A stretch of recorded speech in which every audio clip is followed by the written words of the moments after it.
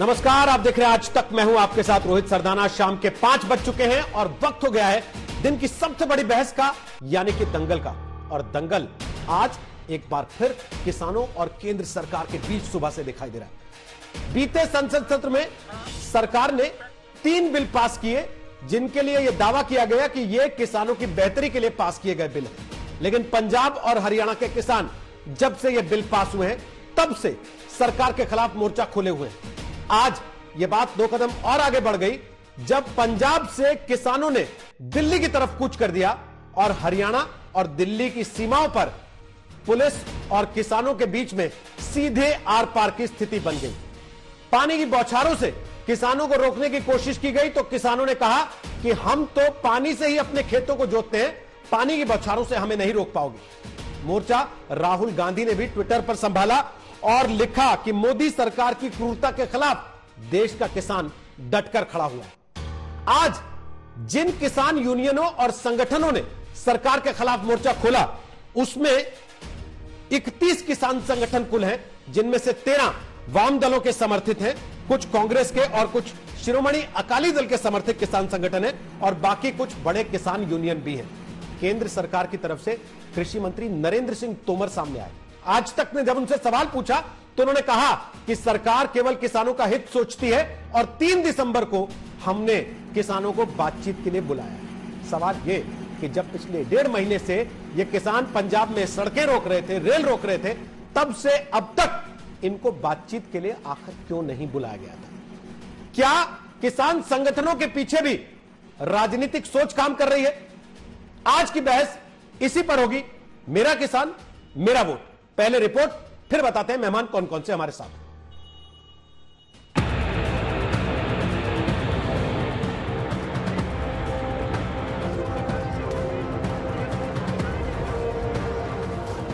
पंजाब के पटियाला और हरियाणा के अंबाला के बीच ये शंभू बॉर्डर पर किसान संगठनों के प्रदर्शनकारियों से पुलिस के भिड़ंत की तस्वीरें हैं।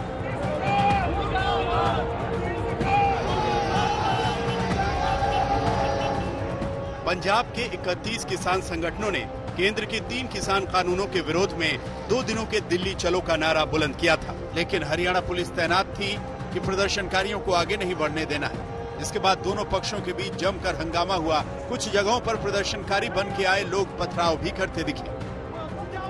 दिखा रहा हूँ कि जो बैरिकेडिंग थी उसको उठाकर नदी में फेंक दिया। सीमेंट की लेयर थी, सीमेंट की बैरिकेडिंग की गई थी, उसको भी किसानों ने नीचे फेंक दिया। और जो टीयर गैस व्हीकल है, फायर ब्रिगेड है, वहां पर किसान चढ़ गए हैं। और ये देखिए तस्वीरें, किसान पंजाब हरियाणा के जो बीच में बैरिकेडिंग थी, उस बैरिकेडिंग को तोड़कर आगे बढ़ते हुए हरियाणा में आ गए हैं। और ये देखिए, ये अब लाठीचार्ज यहाँ पर हो गया है। यहाँ पर ये तस्वीरें देखिए कि पुलिस ने बल इस्तेमाल करना शुरू कर दिया है हरियाणा के अंदर।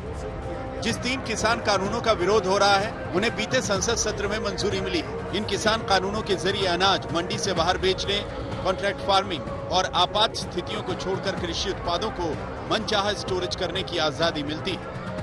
इसीलिए ज्यादातर विशेषज्ञ इन कानूनों को कृषि क्षेत्र का सबसे बड़ा सुधार कह रहे हैं। कुछ विशेषज्ञ किसान कानूनों को 1991 जैसा वैसा मौका बता रहे हैं जब भारतीय अर्थव्यवस्था खुली थी। लेकिन विरोध कर रहे संगठनों का मानना है कि सरकार किसानों को कॉरपोरेट की कठपुतली बना रही है। जिन किसान संगठनों ने दिल्ली चलो का नारा दिया है, उनमें 31 में से 13 सीधे वाम दलों के हैं। बाकी शिरोमणि अकाली दल और कांग्रेस जैसे संगठनों के अलावा कुछ बड़े किसान यूनियन भी हैं। इन किसान संगठनों के बैनर तले पंजाब में 2 दिनों से विरोध प्रदर्शन चल रहे हैं। लेकिन जब हरियाणा पुलिस की सख्ती के चलते गुरुवार को हंगामा हुआ तो पंजाब के मुख्यमंत्री कैप्टन अमरिंदर सिंह ने मनोहर लाल सरकार के कदम को अलोकतांत्रिक और असंवैधानिक कहा। बदले में हरियाणा के सीएम मनोहर लाल ने कहा कि कैप्टन अमरिंदर सिंह किसानों को भड़काना बंद करें। लेकिन किसान कानून के विरोध को लेकर हुए हंगामे पर राजनीति कैसी गरमाई है, इसे कांग्रेस सांसद राहुल गांधी के ट्वीट से समझ सकते हैं। उन्होंने लिखा, नहीं हुआ है अभी सवेरा, पूरब की लाली पहचान, चिड़ियों के जगने से पहले खाट छोड़ उठ गया किसान। काले कानूनों के बादल गरज रहे गड़गड़, अन्याय की बिजली चमकती चमचम, मूसलाधार बरसता पानी, जरा न रुकता लेता दम। मोदी सरकार की क्रूरता के खिलाफ देश का किसान डटकर खड़ा है। वैसे मोदी सरकार का दावा है कि किसानों के हित के लिए वो खड़ी है। कृषि मंत्री नरेंद्र सिंह तोमर ने एक बार फिर 3 दिसंबर को किसान संगठनों को बातचीत का न्योता दिया है। ये नए कानून भी आने वाले कल में किसान के जीवन में क्रांतिकारी बदलाव लाने वाले हैं। मैं आपके माध्यम से सभी किसान भाई और बहनों को अनुरोध करना चाहता हूं कि चर्चा के माध्यम से ही रास्ते निकलते हैं। भारत सरकार चर्चा के लिए खुले मन से तैयार है। आंदोलन का रास्ता छोड़कर चर्चा के लिए सभी किसान यूनियन के लोग आएं। किसानों के नाम पर इस देश में न जाने कितने आंदोलन हुए हैं, लेकिन उनकी स्थितियां नहीं बदली हैं। एक बार फिर सत्ता पक्ष और विपक्ष आमने सामने। वैसे अब किसान कानूनों के विरोध का ये झंडा बुलंद किया जा रहा है तो सबसे ज्यादा हंगामा पंजाब और हरियाणा में है, जहां आमतौर पर किसान बाकी देश के किसानों के मुकाबले ज्यादा समृद्ध हैं। दिल्ली से हिमांशु मिश्रा और चंडीगढ़ से मंजीत सहगल के साथ सत्येंद्र चौहान, पंजाब हरियाणा बॉर्डर, आज तक। हम आपको बताएं कि दंगल में आज हमारे साथ कौन कौन से मेहमान हैं। उसके पहले एक बड़ी खबर करनाल से आ रही है। हरियाणा में करनाल, जी हां, हरियाणा के मुख्यमंत्री मनोहर लाल का विधानसभा क्षेत्र, वहां बताया जा रहा है कि करनाल में कर्ण लेक के पास यानी कि करनाल सीमा पर बड़ी तादाद में इस समय किसानों का जमावड़ा हो चुका है, जो कि दिल्ली की तरफ कूच करने की तैयारी कर रहे हैं। सुबह से पंजाब और हरियाणा में लगातार जगह जगह पर किसानों ने इस तरीके से एकजुट होकर प्रदर्शन करने और देश की राजधानी दिल्ली की तरफ कूच करने की कोशिश की है।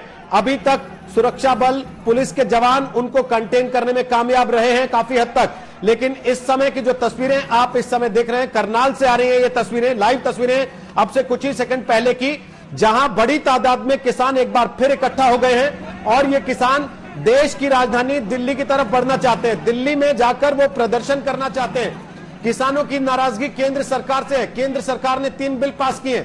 सरकार कह रही है कि हम किसानों को आजादी दे रहे हैं, लेकिन किसान ये कह रहे हैं कि न्यूनतम समर्थन मूल्य की गारंटी दीजिए, तभी इस आजादी का लाभ है।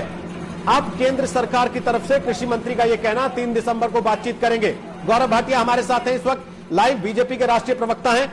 हमारे साथ अभय दुबे, कांग्रेस पार्टी के राष्ट्रीय प्रवक्ता, इस समय लाइव आ चुके हैं। और हमारे साथ आ गए राकेश टिकैत, वो है राष्ट्रीय प्रवक्ता भारतीय किसान यूनियन के। और महेश इंदर सिंह ग्रेवाल हमारे साथ हैं, पूर्व मंत्री हैं और राष्ट्रीय प्रवक्ता हैं अकाली दल के। आप चारों का स्वागत है तस्वीरें दिखाते हुए। गौरव भाटिया, मेरा सवाल आपसे है, 3 दिसंबर को किसानों से बातचीत करेंगे, अब तक क्यों नहीं की? 1.5 महीने से किसान पंजाब में सड़कों पर, रेल की पटरियों पर बैठे हुए थे। ट्रेनों की आवाजाही बाधित हो गई थी। पूरे किसान आंदोलन की वजह से पंजाब में स्थिति ऐसी आ गई थी कि जरूरी सामानों की किल्लत होने लगी। क्यों नहीं बुलाया बातचीत के लिए अब तक? रोहित जी, पहले तो आपका ये कहना कि किसानों से बातचीत नहीं हुई है, ये उचित नहीं है। लेकिन और बड़े ढंग से सभी किसानों से बातचीत हो और विचार विमर्श करने के बाद अगर कोई सुधार हो सकते हैं तो बिल्कुल विचार विमर्श से ही रास्ता निकलेगा, ये अभी कृषि मंत्री जी भी कह रहे थे। लेकिन मैं एक बात जरूर कहूंगा कि देखिए, ये भी तय करना पड़ेगा कि कुछ किसान इसमें वो वाले तो नहीं है जो पहले हमें दिखाई दे रहे थे। मेरे हाथ में एक फोटो है, गद्दी वाले किसान जो फेविकोल लगा के गद्दी पे बैठते हैं और ट्रैक्टर दिखाते हैं, और एक ही ट्रैक्टर 2-2 जगह जलता है। तो क्या ये प्रायोजित तो नहीं है? और आपका चैनल ही अभी दिखा रहा था, चाहे वामपंथी किसान के संगठन हो, चाहे बाकी कांग्रेस के हों या अकाली दल के हों, ये लोग भी प्रदर्शन कर रहे हैं। प्रदर्शन उनका अधिकार है।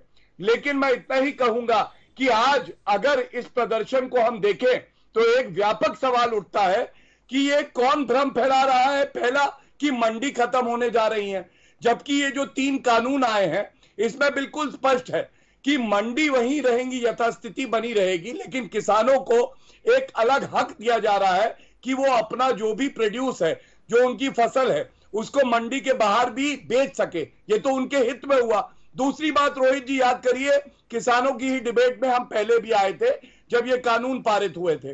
तब इन्होंने कहा था एमएसपी खत्म होने जा रहा है, लेकिन केंद्र सरकार ने तो एमएसपी की घोषणा करी और पहले से बढ़ाया भी, और यह भी दिखाया कि किस तरह से हम किसानों का हित चाहते हैं। ना इससे पहले एमएसपी किसी कानून में था और ना इस कानून में उसको होना चाहिए। तो मैं समझता हूं ये जो एक भ्रामक बात फैलाई जा रही है, ये कुछ राजनीतिक दल फैला रहे हैं। और एक बात मैं और कहूं, स्वामीनाथन जी से बड़ा तो कोई विशेषज्ञ है नहीं। MS स्वामीनाथन जी से जब अध्यादेश आया तो रोहित जी पूछा गया क्या ये किसानों के हित में है? आपको मालूम है उन्होंने क्या कहा? उन्होंने कहा हाँ, ये जो संशोधन किए जा रहे हैं ये किसानों के हित में है। और आज जो किसान इकट्ठे हुए हैं वो ये भी पूछ रहे हैं कि राहुल गांधी क्या ट्विटर पे ही समर्थन देंगे, फसल भी ट्विटर पे ही उगाएंगे और MSP जो 1.5 गुना हमने किया वो भी ट्विटर ही पे बात करेंगे। तो इसलिए एक जिम्मेदारी का विपक्ष होना चाहिए, ये हमारा मानना है। ठीक है, वापस आता हूं अबेदू भाई, आपकी बात का जवाब देना चाहते हैं। उसके पहले करनाल लिए चल रहे हैं सत्येंद्र चौहान, हमारे सहयोगी लाइव लगातार जानकारी दे रहे हैं, सुबह से अपडेट कर रहे हैं इस वक्त की स्थिति वहां पर यह कि बड़ी तादाद में किसान जुट चुके हैं, दिल्ली की तरफ कूच करना चाहते हैं। सत्येंद्र दिखाइए जरा लाइव तस्वीरें और बताइए कि इस समय की स्थिति क्या है वहां पर। रोहित, जो सिलसिला सुबह शुरू हुआ था शाम होते होते अमूमन हालात वही है। सुबह की शुरुआत वाटर कैनन और टीयर गैस से हुई थी और ये देखिए अभी भी मेरी आंखें जो है पूरी तरीके से खुल नहीं पा रही हैं क्योंकि यहाँ पर इतना जबरदस्त टकराव हुआ है। और इस टकराव के बाद अब ये किसान धीरे धीरे करके फिर एक बार आगे बढ़ रहे हैं। ये तस्वीरें मैं आपको दिखा रहा हूँ, ये बैरिकेडिंग है और इस बैरिकेडिंग पे इन किसानों को यहाँ पर रोका गया था करनाल में। और इससे पहले कुरुक्षेत्र में यही हुआ, उससे पहले अंबाला में यही हुआ। तो कुल मिलाकर जो स्थिति है वो इतनी तनावपूर्ण बनी हुई है, यहाँ पर लगातार किसानों और पुलिस में झड़प होती आ रही है। हर जिले में जगह जगह पर बैरिकेडिंग की जा रही है, लेकिन ना प्रशासन झुक रहा है ना किसान रुक रहा है। और किसानों का ये कहना है कि हर हालत में वो दिल्ली जाकर ही दम लेंगे। और जिस रफ्तार से, जिस तरीके से ये किसान लगातार आगे बढ़ रहे हैं रोहित, लग ऐसा रहा है कि शाम होते होते ये देखिए फिर से वाटर कैनन का इस्तेमाल शुरू हुआ है। लेकिन ये हालात मैं आपको दिखा रहा हूँ कि ये वाटर कैनन का इस्तेमाल यहाँ पर हो रहा है और वो किसान पीछे आप देख सकते हैं, ये पूरा काफिला है जो किसानों के ट्रैक्टर, गाड़ियां और ये जो दिल्ली की तरफ कूच कर रही हैं। और यहाँ पर ये देखिए सुबह से ही लगातार टीयर गैस, वाटर कैनन, इनके इस्तेमाल के बावजूद भी ये किसान लगातार दिल्ली की तरफ आगे बढ़ रहे हैं। और ये काफिला सैकड़ों का नहीं हजारों लोगों का है। और ये एक बॉर्डर है जो हरियाणा के 6 बॉर्डर लगते हैं पंजाब से, और हर जगह से इसी तरीके से ये दृश्य हमारे पास आ रहे हैं। चाहे जींद बॉर्डर हो, वहां पर भी ऐसा ही हुआ। और यहाँ की बात करें तो यहाँ पर ये तस्वीरें आप देखिए, पुलिस ये देखिए ये लगातार आंसू गैस के गोले छोड़े जा रहे हैं। यहाँ पर कई लोग घायल भी हो चुके हैं। ये देखिए तस्वीरें, ये देखिए ना किसान पीछे हट रहे हैं ना पुलिस किसी तरह की नरमाई बरत रही है। तो कुल मिलाकर जो हालात हैं सुबह से ही, ये देखिए ये देखिए ये हालात यहाँ पर है कि पुलिस लगातार ये टीयर गैस बरसाई जा रही है। और ये देखिए सड़क से ये धुआं उठता हुआ, और ये धुआं हम सुबह से देख रहे हैं।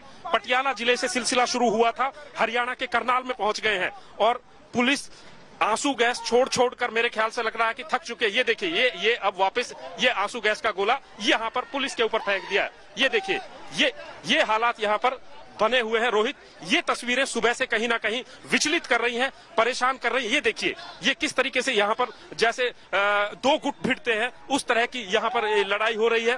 पुलिस लगातार इन लोगों को समझाने का भी काम कर रही है, लेकिन जब नहीं मानते तो बल प्रयोग यहाँ पर लगातार करना पड़ रहा है। और जिस तरीके से आंसू गैस यहाँ पर देखिए, अगर ये तस्वीरें आपको मिल पा रही है, मैं कोशिश कर रहा हूँ क्योंकि जो मेरे कैमरामैन हैं उनको भी लगातार आंखों से पानी रुक नहीं रहा है। ये देखिए ये किस तरीके से धड़ाधड़, ये देखिए ये तस्वीरें हैं रोहित।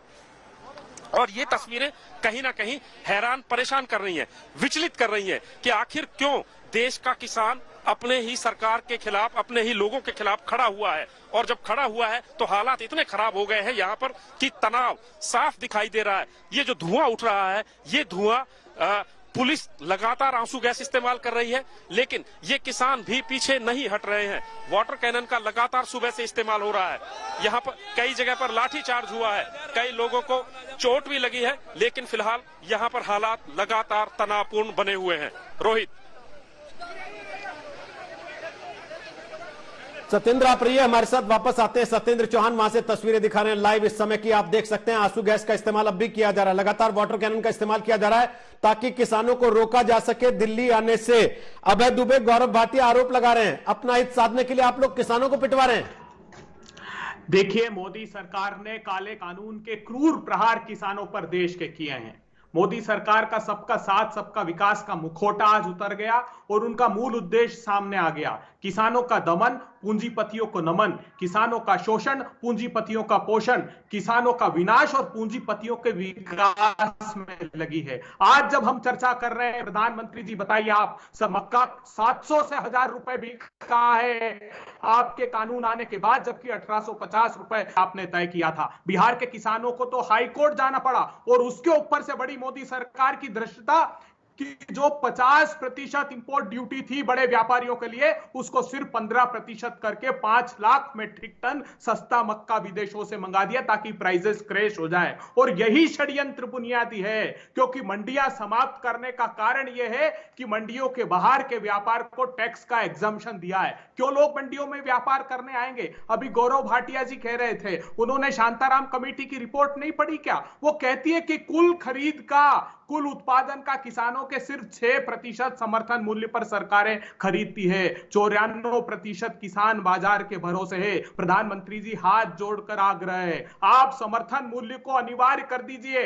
आप क्यों नहीं कर रहे हैं? क्योंकि आपके जो निजी व्यापारी दोस्त हैं उनको लाभ मिलना बंद हो जाएगा और किसानों को लाभ मिलेगा। आपने कहा था विश्व की सबसे एक बात मैं जानना चाहता हूं आपसे, सबसे अच्छी 10 सेकंड आखिरी। देखिए, सबसे अच्छी फसल बीमा का हाल यह है रोहित सरदाना जी कि 26,000। मैं केवल एक चीज जानना चाहता हूं, आपको 10 नहीं, मैं 40 सेकंड दे रहा हूं एक्स्ट्रा।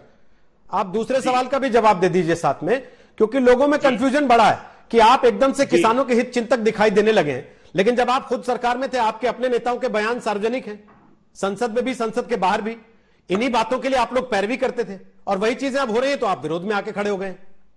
देखिए रोहित सरदाना जी, हमारी सरकार के समय हमारे घोषणा पत्र में मंडियों को बढ़ाने की बात थी। और मैं फिर कह रहा हूं कि समर्थन मूल्य पर सरकारें सिर्फ इसलिए खरीदती है कि एक कंटेंजेंसी में देना होता है, और एक हम आभारी है सोनिया गांधी जी के, जिन्होंने खाद्य सुरक्षा कानून का दायरा 86 करोड़ लोगों तक बढ़ा दिया और उन 86 करोड़ लोगों के अनाज बांटने के लिए समर्थन मूल्य पर ज्यादा अनाज खरीद रहे हैं। वो कुल मिलाकर, सर मैंने कुछ और पूछा, आप चले गए सोनिया गांधी जी ने क्या किया उस पर।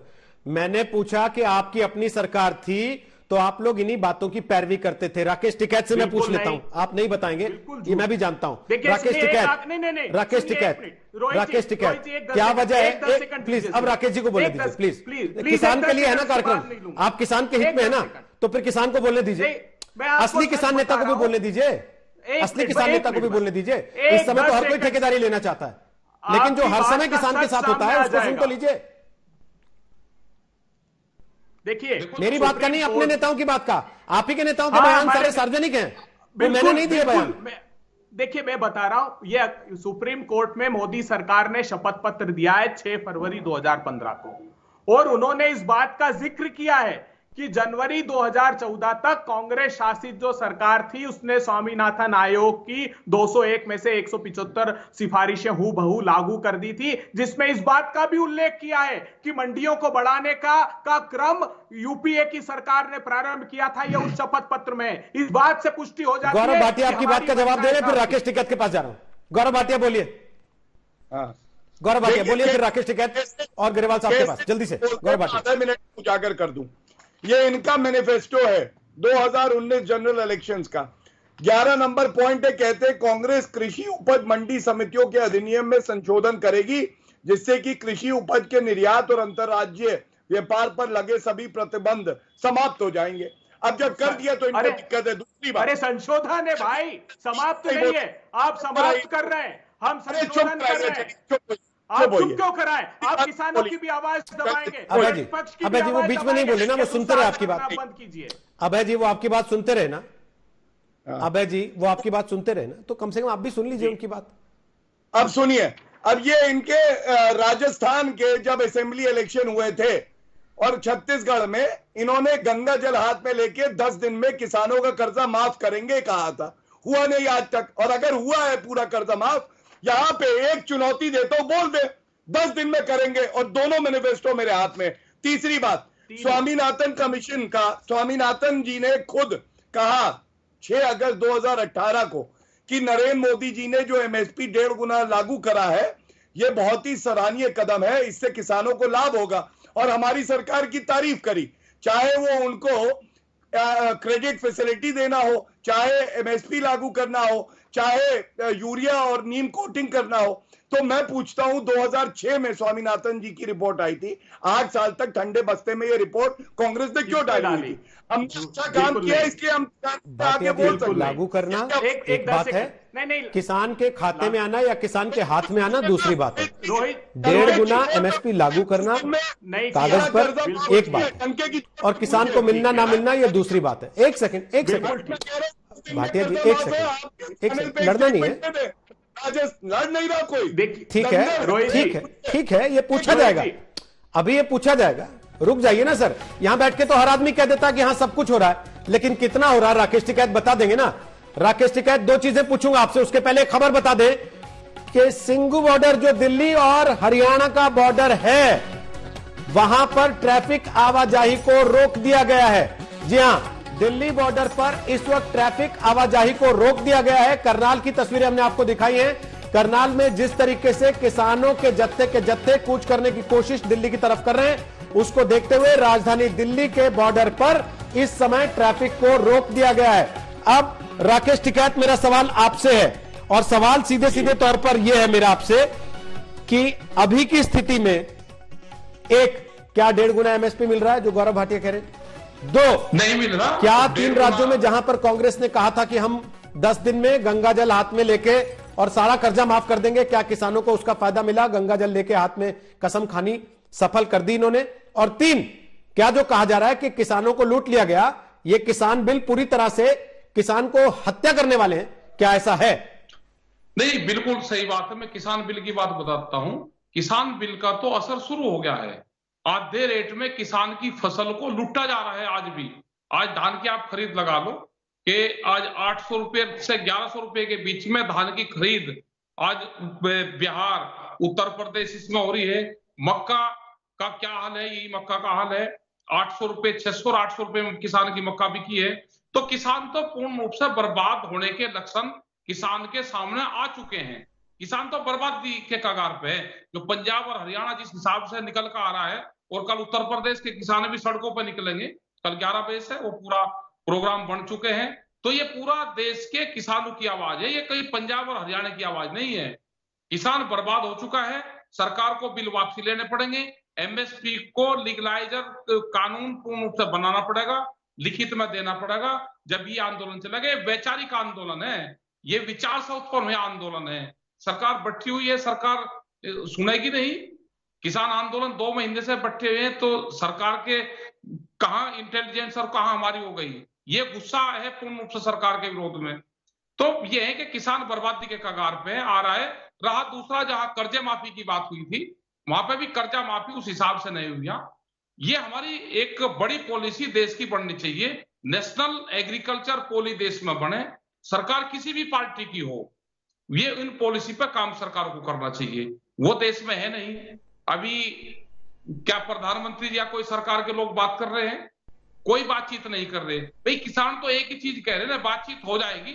आप ये कह दो कि उसके कम पे एमएसपी से कम पे खरीद नहीं होगी, आप ये चीज कहो ना। ये कोई टिकैत जी, आपकी नाराजगी इस बात से है कि सरकार ने बिल लागू कर दिया, या इस बात से है कि आपसे पूछ के लागू नहीं किया, आपको बुला के बातचीत नहीं कर रही? बिल अगर हमारे से पूछ के लागू होती तो जो उसमें त्रुटि थी उसको ठीक करवाते हैं।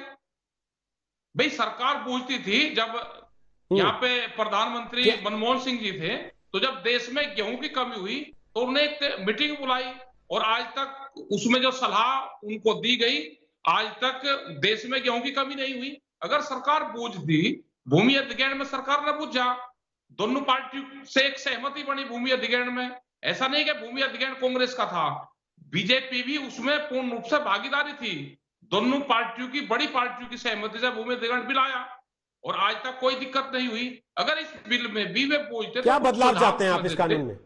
देखो, एक तो बदलाव ये चाहते हैं, सबसे बड़ा जो बदलाव है वो ये है कि ये एमएसपी से कम पे खरीद हो रही है, उसको एक लीगल कानून बना दें, और ये कहते हैं कि कोई भी उससे के जो भारत सरकार ने मिनिमम सपोर्ट प्राइस तय करा है उसके कम पे खरीद नहीं होगी। अगर कोई व्यापारिक दृष्टि से खरीद करता है तो उससे कम पे नहीं होगी। अगर किसी को वैसा आदान प्रदान करना है तो बेच ले, जिस रेट पे बेचना है।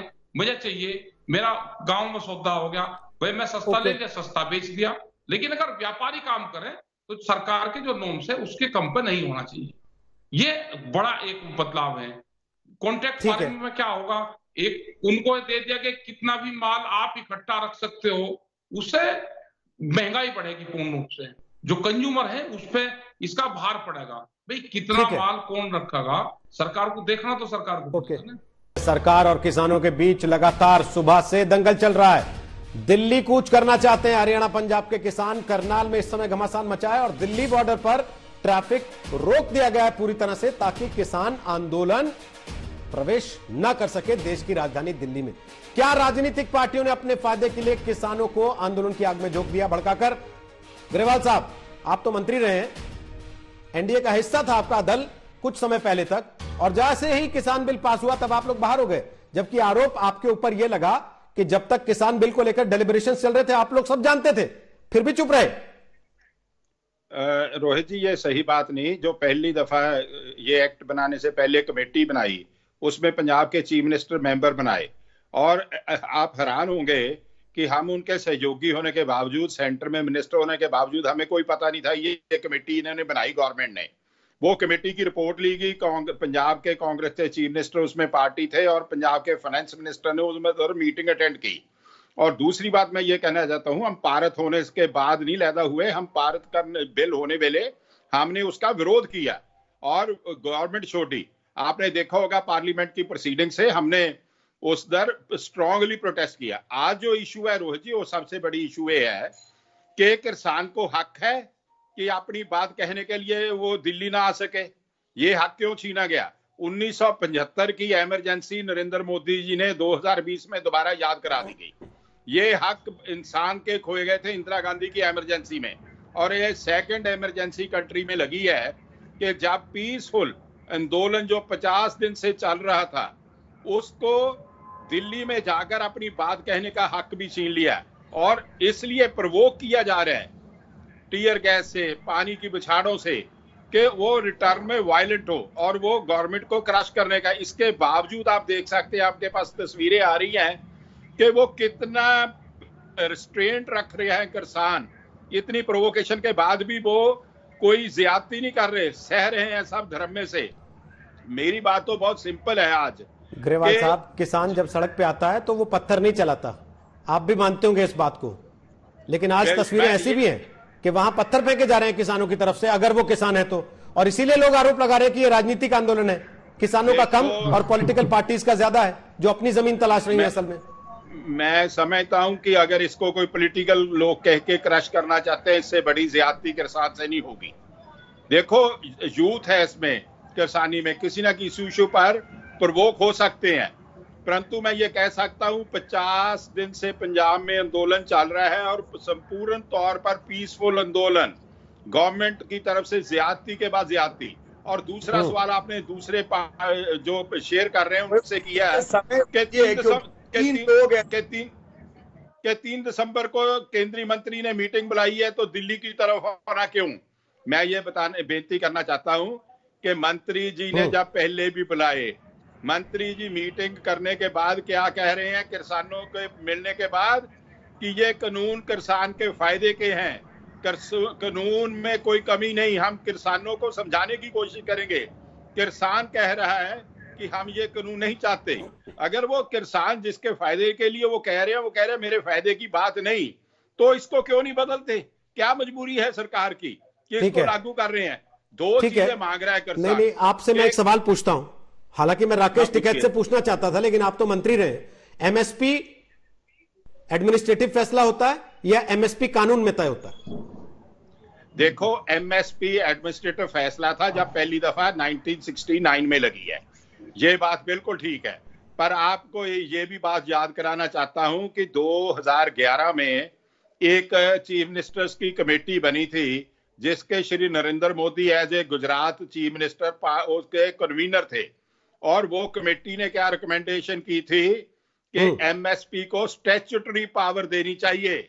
मोदी जी, उस समय आप चीफ मिनिस्टर की तरह रिकमेंड कर रहे हैं, तो आप जब प्रधानमंत्री बने आपको शक्ति मिली है, आप अपने किए हुए फैसले पर मोहर क्यों नहीं लगाते? सर ये आपने पहले बात तब वो रिकमेंडेशन मान ली गई थी या नहीं? देश में इस समय जो व्यवस्था है वो उस रिकमेंडेशन के हिसाब से बदल गई थी या नहीं बदली थी? मैं बात यही कहना चाहता हूं कि रिकमेंडेशन अगर उस गवर्नमेंट ने, यूपीए ने नहीं मानी, तो आप अब लोगों ने चांस दिया है, प्राइम मिनिस्टर आप मान लें, क्यों नहीं मानते? देखो रोहित जी, एक बहुत इंपॉर्टेंट बात आपसे शेयर करना चाहता हूं कि 23 आइटम है जिन पर मिनिमम सपोर्ट प्राइस डिक्लेयर की हुई है। पंजाब में सिर्फ झोना और कणक ऐसी चीजें जिसकी खरीद होती है, ना मक्क की होती है, ना कपास की होती है, ना दालों की होती है, ना तेल के सीड की होती है, किसी की नहीं होती। मक्की का आज क्या भाव है मार्केट में? 800 रुपए क्विंटल, जबकि इसकी एमएसपी 1800 रुपए क्विंटल है। कपास 700 रुपए क्विंटल मिनिमम सपोर्ट प्राइस से कम बिक रही हैं। दालें 1500 से लेके 2200 रुपए तक मिनिमम सपोर्ट प्राइस से कम मिल रही हैं। और ये सारी चीजें थोड़ा सा हम भी जो है ज्ञानवर्धन कर दें, कुछ तथ्य रख दें, अगर आप समय दे दे तो। रोहित जी ठीक है, आ रहे हैं गौरव जी, आपके पास भी आ रहे हैं। पहले आधे घंटे उनसे बातचीत नहीं हुई ना, आप भी जानते हैं इस बात को। ठीक है ग्रेवाल साहब, आपने अपनी बातें रखी हैं, लेकिन आपकी बात पहले तो अभय दुबे को पसंद नहीं आई। नहीं ठीक है सर, आपकी बात ग्रेवाल साहब अभय दुबे को पसंद नहीं आई जब आपने कह दिया पंजाब के चीफ मिनिस्टर उस कमेटी के मेंबर थे। अब बोलिए अभय जी, आप देखिए आप सरकार के साथ भी हैं, क्यों नहीं आए? किसान के खिलाफ भी है, अगर उस कमेटी में है तो फिर इनमें किसान के साथ सड़क पर क्यों है और किसान के उत्साह क्यों नहीं सड़क पर? बोलिए अभय दुबे। देखिए एक बड़ी बात बताता हूं मैं, यही वो अकाली दल है, यही वो अकाली दल है जिसके बड़े नेताओं ने 7 प्रेस कॉन्फ्रेंस किए, 7 पंजाब में घूम घूम कर, और कहा कि ये तीनों जो कानून मोदी जी लाए हैं ये किसानों के हित के हैं। जब इन्होंने देखा कि किसानों के सामने सच्चाई आ गई है तो ये बौखला गए और फिर स्वांग रच रहे किसानों के साथ आने का। अभी आप कह रहे थे कि कमेटी में थे तब भी विरोध किया, सीएम कमेटी के मेंबर थे या नहीं थे? कमेटी में तब सुनिए कमेटी में जब भी विरोध किया, और आज ये कह रहे राहुल गांधी जी ट्वीट करते हैं, अरे राहुल गांधी जी ने पंजाब में कानून बनवा दिया गौरव भाटिया जी, समर्थन मूल्य से नीचे जो भी खरीदेगा 3 साल की सजा होगी उस आदमी को, उस व्यापारी को। छत्तीसगढ़ और वो भी घातक कानून है किसान के लिए जो राहुल गांधी ने पास करवाया। सुनिए, आपके समय में बीच में नहीं बोला था, सुन लीजिए। बड़ी बात ये स्वामीनाथन कमेटी की बात कर रहे गौरव भाटिया जी, अरे योगीनाथन कमेटी की तो सुन लीजिए, शिवराज नाथन कमेटी की सुन लीजिए। वो कह रही है commission for agricultural cost and price में कि गेहूं का जो लागत मूल्य मोदी सरकार 960 रुपए निकाल रही है और उत्तर प्रदेश में 1033 आ रहा है, महाराष्ट्र में 1916 आ रहा है, मध्य प्रदेश में 1460 रुपए आ रहा है, और आप कहते हो 1.5 गुना दाम दे दिया। कितने शर्म की बात है। एक ही समाधान है कि देश भर में समर्थन मूल्य को कानूनी पहना दीजिए। अब गौरव भाटिया जवाब दे रहे हैं आपकी बात, समर्थन मूल्य तय करता है। ओके, आपने दोनों ने अपनी बात कही, अब गौरव भाटिया जवाब दे रहे हैं सरकार की तरफ से। गौरव भाटिया जवाब दीजिए, फिर टिकैत साहब से पूछते हैं। बोले गौरव। एक उत्तर देता हूं। सबसे पहले तो ये कमेटी खेल रहे हैं। स्वामीनाथन जी की जो रिपोर्ट आई उस पर इन्होंने कोई उत्तर नहीं दिया। 8 साल क्यों नहीं एमएसपी 1.5 गुना? अरे नहीं, ये तो एफिडेविट देखिए मोदी जी का सुप्रीम कोर्ट में। चुप कराइए भाई। 6 फरवरी 2015 का सुप्रीम कोर्ट का एफिडेविट देखिए मोदी जी का। उन्होंने स्वीकारा कि कांग्रेस की सरकार ने लागू कर दिया। अभय जी देखिए क्या है ना, अगर कोई वक्ता आपका सम्मान कर रहा है कि आपके बीच में नहीं बोल रहा, तो आपको भी मुझे लगता है इतना सम्मान तो वापस देना चाहिए। आप बीच में ना बोलें, उसके एक एक करके अपनी बात रख लें और कोई दिक्कत नहीं है जी। धन्यवाद। और देखिए कमेटी आपकी बातें पसंद नहीं आई थी, लेकिन वो केवल हाथ उठाए रहे। बोले गौरव पूरा कीजिए। मैंने छत्तीसगढ़ का इनका मैनिफेस्टो दिखाया, 10 दिन में सारा कर्जा माफ नहीं किया। मैंने राजस्थान का दिखाया। अब मध्य प्रदेश में देखिए, दिग्विजय सिंह के भाई थे, 10 महीने इनकी सरकार रही, उन्होंने कहा कि झूठ बोला है कांग्रेस ने, गांधी परिवार ने किसानों से, और माफ की जनता। अब मैं आता हूं जो हमने किया है। अभी टिकैत जी ने एक बात कही, उन्होंने कहा कि किसान बर्बाद हो जाएंगे। टिकैत जी, बड़ी जिम्मेदारी से मैं कहता हूं, तब तक नरेंद्र मोदी जी देश के प्रधानमंत्री है ना, बर्बाद वो होंगे जिन्होंने 55 साल तक सत्ता में रह के किसानों को लूटा है। किसानों की आय दुगनी हो, ये हमने कहा है। सोयल हेल्थ कार्ड लाभार्थी कितने? 23 करोड़। पीएम फसल बीमा योजना 8 करोड़ लाभार्थी। पीएम किसान सम्मान निधि 11 करोड़ लाभार्थी। और इसके अलावा आप बातचीत के लिए कह रहे हैं। टिकैत साहब, मैं आपसे पूछता हूं, 60 दिन हो गए इन कानूनों को आए, अगर किसान में आक्रोश होता पूरे देश भर में तो 6 घंटे नहीं लगते, पूरा देश हिल जाता। किसान जो है रीढ़ की हड्डी है इस देश की। आप 3 दिसंबर तक क्या इंतजार नहीं कर सकते? जब देश का कृषि मंत्री ये बात कहता है हम आपस में बातचीत करेंगे और बातचीत से फैसला निकलेगा, तो कहां बिचौलियों के चक्कर में पड़े हैं जिन्होंने देश को लूटा है कांग्रेस पार्टी के। मैं तो केवल एक विनती करता हूं, आप 3 दिसंबर को एक सकारात्मक बात करिए, और जो कानून आए हैं इसमें भी मैं आपको बता दूं, और कानून के बारे में एक और बात बता दूं, अगर कोई एमएसपी पे उससे नीचे ले रहा है फसल किसान की तो कानूनी प्रावधान है। और जहां भाजपा शासित सरकारें हैं हम सब खड़े हैं किसानों के साथ, और जहां कांग्रेस लूट रही है क्योंकि वो लूटो पार्टी है, तो मैं एक अधिवक्ता भी हूं, किसानों के हक की लड़ाई आपके साथ कंधे से कंधा मिला के लड़ेंगे, ये आज तक पे मैं बड़ी जिम्मेदारी से कहता हूं। ठीक है, ठीक है, बोलिए टिकैत साहब, भरोसा होता है इनकी बात पे? 3 तारीख को कोई हल निकलेगा, और क्या 3 तक ये सड़कों पर हंगामा चलेगा? देखो, ये पहले प्रवक्ता है जिन्होंने ये कहा कि अगर एमएसपी से कम पर खरीद होगी तो उसके खिलाफ कार्रवाई होगी। उत्तर प्रदेश में करवा दो जी, उत्तर प्रदेश में तो पूरा किसान लूट लिया धान में। मैं बोल आप वो करवा दो ना, और 3 तारीख तक आ जाएगा, किसान तो बट्ठा हो जाए ना भाई। 2 महीने किसान सड़कों पे वहां पे बैठ गया, 2 महीने सड़कों पर वहां बैठ गया तो 10 दिन और बैठ जाएगा दिल्ली के चौक पर। आप बात करवा दो ना, उसका समाधान निकलवा दो आप उसका भाई। 2-3-4 दिन की तो बात है, बैठ जाएगा किसान। तो किसान आ गया है, किसान वापसी नहीं जाएगा। जिस हिसाब से आ रहा है किसान, वो वापसी नहीं जाएगा। पंजाब का वहां किसान तो बर्बाद हो चुका है पूर्ण रूप से। ये पूरे आप ये चाहते हो कि जब आपकी सरकार इसको 12 घंटे नहीं झेल पाई आंदोलन को, तो आप ये चाहते हैं कि पूरे देश में पहला आंदोलन हो, और जब हम सुनेंगे, मतलब दिल्ली ऊंची आवाज में सुनती है क्या? आप आग भड़काने का काम कर रहे हो। यही किसान है, यही जनता है जिसने आपको वोट भी दिया है आप लोगों को। आपको इनकी बात सुननी पड़ेगी पूर्ण रूप से। ठीक है साहब, मैं समझता हूं आप जो कह रहे हैं और मैं जो कह रहा हूं में कोई फर्क नहीं है। मैंने जो बात आपसे पूछी थी आपने उत्तर नहीं दिया। 3 दिसंबर को जब बातचीत होगी तो क्या 1 हफ्ते का इंतजार नहीं हो सकता जब 60 दिन हो गए इस कानून को आए? दूसरी बात, महाराष्ट्र में, मध्य प्रदेश में, उत्तर प्रदेश में, बिहार में अगर किसान आप कह रहे हैं उत्पीड़न हो रहा है, पहली बात ये सही नहीं है। और आप मुझे बताइए वो आक्रोश करके क्यों नहीं प्रदर्शन कर रहा? और मैं आपको बड़ी जिम्मेदारी से कहता हूं, कोई भी भाजपा शासित राज्य होगा वहां का मुख्यमंत्री हमेशा किसानों के साथ खड़ा रहा है, उनके हित की लड़ाई लड़ता रहा है, और हम उनको उनका हक दिलाएंगे। और एक उदाहरण मैं आपको दे दूं। देख तो लो आप उत्तर प्रदेश में मेरे भाई, देख तो लो। आपने कहा क्यों नहीं कार्रवाई होती, मैं आपको एक वीडियो भेज दूंगा इस डिबेट के बाद, जहां डीएम खुद नहीं पहुंचा और उसने कहा कि किसानों को जो आप दे रहे हैं वो कम दाम दे रहे हैं, इसको पूरा करिए और कार्रवाई करिए। ऐसे तमाम है उदाहरण, लेकिन एक उदाहरण मैं दे रहा हूं, आप कहेंगे, मैं आपको वो वीडियो भी भेज दूंगा। योगी जी की कार्रवाई कर रही है, ठीक है सर, ये बात है कि हम किसानों के लेकिन साथ। सवाल ये है कि आखिर भाटिया जी और राकेश जी, बड़ा सवाल यह है कि आखिर ये नौबत ही क्यों आए कि किसान को अपनी खेती किसानी छोड़ के प्रदर्शनकारियों की तरह सड़क पे आना पड़े? किसान जिसको कि देश की अर्थव्यवस्था की रीढ़ कहा जाता है, उसके ऊपर पुलिस को आंसू गैस के गोले छोड़ने पड़े या फिर पानी की बौछारें डालनी पड़े? क्या किसानों को राजनीतिक प्यादा बना के इस्तेमाल किया गया, उनको वाकई भड़का गया जैसा सरकार कह रही है, या फिर वाकई किसान कानून में कहीं कुछ ऐसे झोल हैं जो या तो किसान को समझाए नहीं जा सके, या फिर वाकई किसान को यह एहसास है कि वो उसका फायदा नहीं बल्कि नुकसान ज्यादा करा सकते हैं? 3 दिसंबर को सरकार कह रही है बातचीत करेंगे, लेकिन क्या तब तक ये हंगामा, ये नारेबाजी इसी तरीके से चलेगी? इस पर नजर रहेगी। तो ब्रेक के बाद एक बार फिर से आपका स्वागत है। दंगल में आज हमने आपसे सीधा सा सवाल पूछा था, क्या किसान बिलों के विरोध के नाम पर राजनीतिक रोटियां सेकी जा रही, सियासी रोटियां सेकी जा रही?